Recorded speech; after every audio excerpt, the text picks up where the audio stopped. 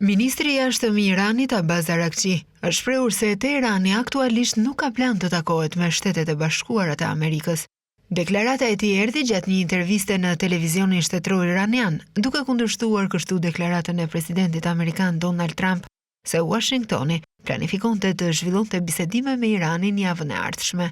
Ministri i jashtëm iranian tha se Teherani po vlerëson nëse bisedimet me SHBA-n ishin në interesin e tij pas 5 raundeve të mëparshme të negociatave që u ndërpren nga Izraeli dhe pasi SHBA-ja sulmoi objektet bërthamore të Iranit.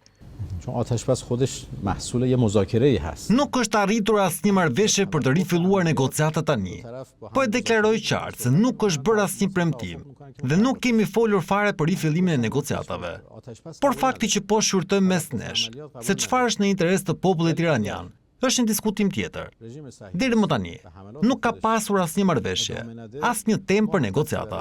SHBA-ja dhe Izraeli thanë se sulmet kishin për qëllim frenimin e aftësisë së Iranit për të krijuar armë bërthamore, ndërsa Irani është shprehur se programi i tij bërthamor është paqësor. Araghchi tha se dëmet në vendet bërthamore nuk ishin të vogla, dhe sa autoritetet përkatëse po vlerësonin realitetin e ri të programit bërthamor të Iranit, çfarë do të përcaktonte edhe qëndrimin e ardhshëm diplomatik të tij. Çdo luftë krijon ndryshime në vetvete dhe këto ndryshime do të shfaqen edhe në diplomaci, që tani e tutje. Diplomacia jon do të ndryshojë, theksoi Araghchi.